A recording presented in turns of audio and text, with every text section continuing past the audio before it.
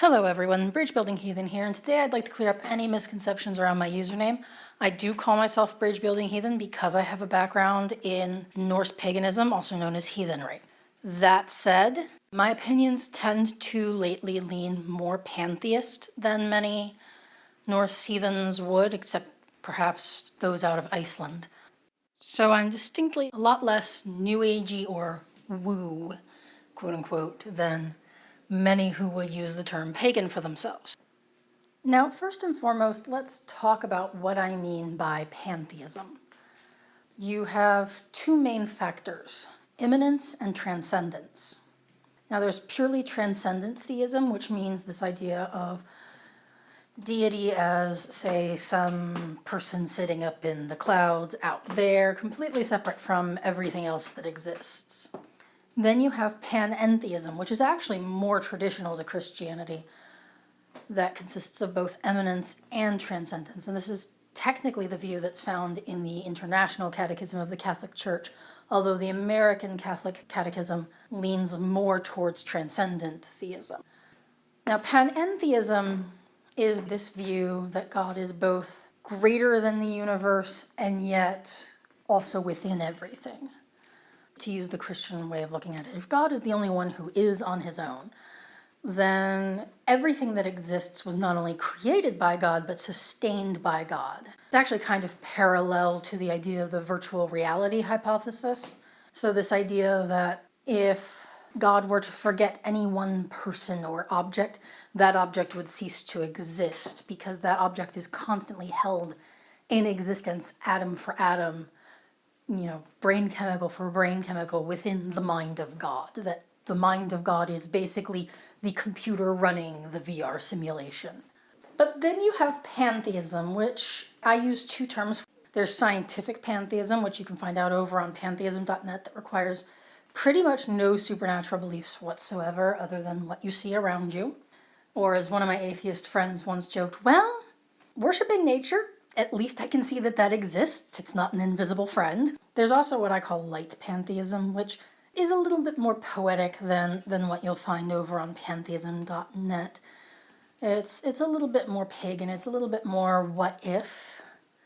It asks a few more questions. I'm basically willing to give some of the more supernatural ideas some of the benefit of the doubt, but some of the more ridiculous ones, not so much. I guess the best way to sum up pantheism light is basically get the big poster from the X-Files office. I want to believe. But being of a scientific mind to an extent, I do need reasons. I like to smash ideas into brick walls and see what's still left of them. And that includes with theology. With heathenry, actually one of the people who helps save it in such an environment, many heathens dislike Snorri, or at least have a love-hate relationship with him, because while he did record the myths, he was a Christian. But in his Christianity, he sought to find ways to kind of explain away the existence of the gods in a way that actually makes it more friendly towards a pantheist interpretation.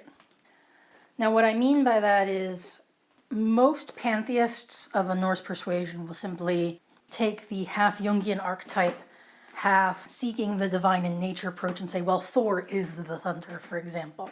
But the other door that Snorri opens up to us is to see the gods of heathenry as ancestors, so to speak. Because we can prove that people who went before us, people who have died, that they once existed. And I personally give at least a minimum slide to the idea of elves and nature spirits, simply through the fact that when you look at what those myths teach, it's basically a sort of respect for nature, and you don't want to mess with what's already naturally there without really making certain you're making responsible decisions first. You kind of want to leave most of the wild places as you found them, lest you, quote unquote, incur the wrath of the nature spirits, or more accurately, really mess up an ecosystem. And I like it as kind of a cute, you might almost say mythologicalization, slash, I almost said the word gamification, which is terrible.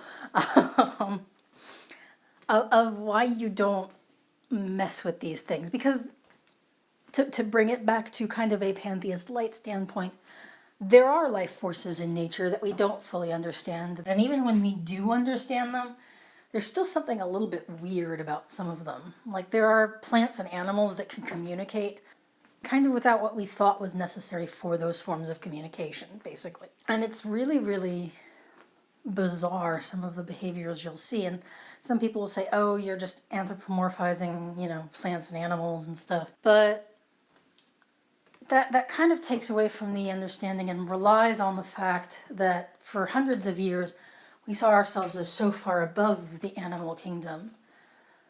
But more and more what we're seeing is that we have a lot more in common with some of these other species. And so I think that there's a bit of room in there to kind of play around without it being, super woo, quote unquote, but still kind of a lighthearted way to play with the idea, I guess you could say. And at the same time still gives some respect. And most of the rest of folk tales surrounding elves and stuff like that has to do with the nuances of hospitality, how to be kind to guests, how to not be a rude guest if you've been swept up into quote-unquote fairyland. And there's a lot of, I'm a bit of a folklorist at heart, so there's a lot of that I think is still valuable, if only in a metaphorical way. And that's really the best way of saying it, more so than, that's the word I was looking for, more than gamification or mythologicalization. It's a good metaphor, and I've always been a bit of a fan and had a soft spot for it. So I definitely also think that there's a lot to unpack with the ancestor thing, so I'm probably going to look at that in another episode, honestly. But with the Norse deities, basically, there's a lot to say there if you want to simply see them as ancestors from some Nordic dynasty of kings at some point. I mean, there's certainly different royal families within, Denmark and Sweden and Norway and such that claim them as ancestors, that claim different individual Norse gods as ancestral members of their family. That was a big thing for a while there. So it could just be that these are mythologized stories of archetypal heroes that kind of got exaggerated over the years over many pints of mead. And mead is indeed seen as one of their gifts, as are runes, which are not only used for divination, but are used kind of basically as a writing system. It's the magic of the written word, the magic of history, the magic of the imagination, I suppose you might say. To quote J.K. Rowling, words are our most inexhaustible source of magic. And as for divination, it is something I do. I do enjoy a good tarot reading in particular. Runes as well, but I'm better at tarot, I'll be honest. But I definitely see that as kind of a way to look at a situation through a different lens. So say I'm sitting here and I'm just really stuck on something. If you try to look at the situation through whatever tarot cards you randomly pull out of the deck, our brains are excellent narrative creators, and once we kind of have an idea of a narrative, we can bend whatever our situation is to that and look at it through that lens and be like, oh, what if I considered this? So, for example, if you're sitting there with, well, for me, for example, I was scared to kind of put forward a podcast at all. And I asked someone else for a reading on it and got back the 9 of Wands, which is basically the message they sent back with it, and which can be supported by the card is, well, if you're gonna do the stupid thing, you might as well be the best at doing the stupid thing and put your whole heart into it. So, because I was really worried about doxing and trolling, and it's like, well, if I'm gonna get trolls, I might as well attract the best trolls.